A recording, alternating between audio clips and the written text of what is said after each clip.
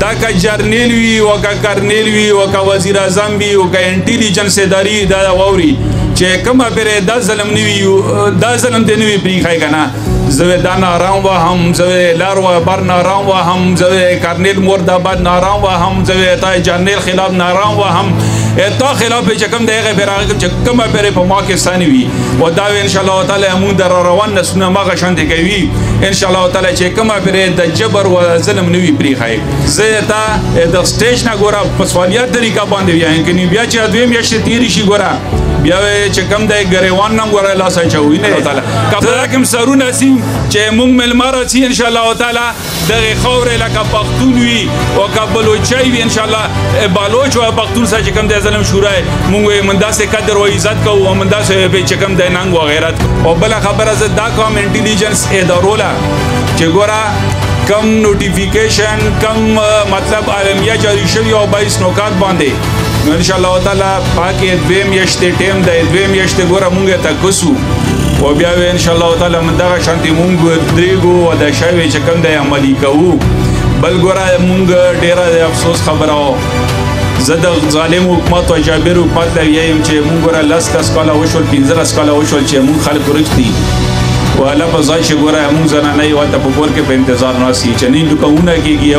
او په انتظار وي چې ما خاوند به نن راشي او سبا راشي او میاشت پس راشي او چې په دا کې ګوره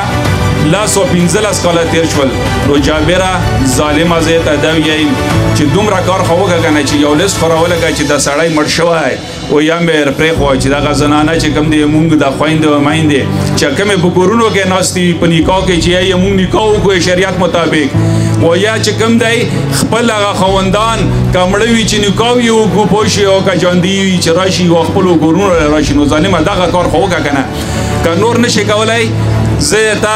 د سټیج نه ګوره په سوالیات طریقه باندې وایم که بیا چې دوه میاشتې تېرې شي ګوره بیا چې کوم دی ګریوان نه ګوره لاس اچوي نه ته دا خبره کوې ظالمه دا موږ خبره چې کوم دی نه دا د ظلم خلاف دا که جرنیل وي او که کرنیل وي او که وزیر اعظم وي او که انټیلیجنس ادارې دا واوري چې کومه پرې دا ظلم نه وي دا ظلم دې نه وي پرېښی که نه زه دا نارام وهم زه لار و بر نارام وهم زه کرنیل مرداباد نارام وهم زه تا جرنیل خلاف نارام وهم تا خلاف چې کوم دی هغه پرې چې کومه پرې په ما کې ستانې وي او دا ان شاء الله تعالی موږ د روان نسلونه مغه شانتې کوي ان شاء الله تعالی چې کومه پرې د جبر و ظلم نه وي پرېښی یو ځل بیا زه د ټول خیبر د کانکو کې خیل مشکور یم او د خپلو مشرانو چې دلته راغلي او موږ سره کوم غیرت وکړه او دغه ګوره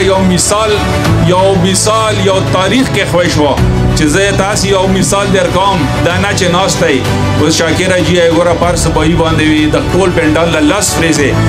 ورځې چې کوم دی ناشته راوړه ټول پنډال له نو دا یې موږ دپاره څومره د فخر خبره وه چې یو مشر په خپله راځي چې مالک وي او مشر وي او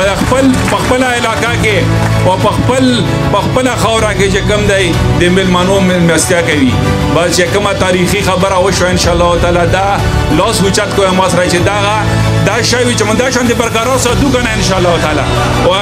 الله په کلام یې ساتو که نه انشاءالله تعالی که په دا کوم سرونه سیم چې موږ مېلمه راځي انشاءالله تعالی دغې خاورې لکه پښتون وي او که بلوچی وي انشاءالله بلوچ او پښتون سره چې کوم دی ظلم شورای موږ من داسې قدر او عزت کوو او من داسې چې کوم دی ننګ او غیرت کوو والسلام